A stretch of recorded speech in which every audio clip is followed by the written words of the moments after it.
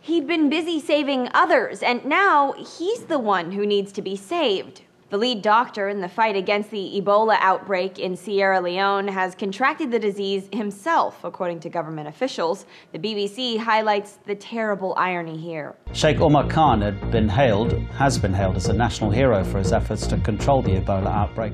Khan has been the face fighting the disease in Sierra Leone. The 39-year-old had treated more than 100 people, with more than 200 dead in Sierra Leone and more than 600 dead total from this outbreak.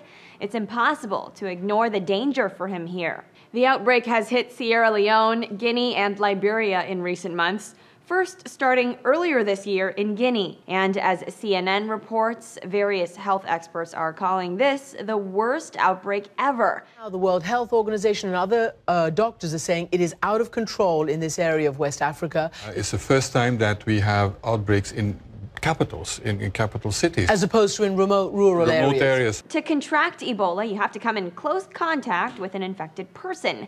The problem is the infected countries have poor healthcare systems, and locals don't necessarily trust health workers. It's probably going to be several months before we are able to get a grip on this epidemic. Friends and relatives think hospitalization is a death sentence. In Liberia, health workers have been chased away by armed gangs. Ebola typically has a 90% mortality rate. The Washington Post reports Khan is being treated by Doctors Without Borders. The charity is also evaluating the Ebola Case Management Center and will report back to the Ministry of Health. According to the BBC, 3 nurses recently died at that government hospital from suspected Ebola. There is no known cure for the disease, and it can take weeks for symptoms to first appear. For Newsy, I'm Christina Hartman.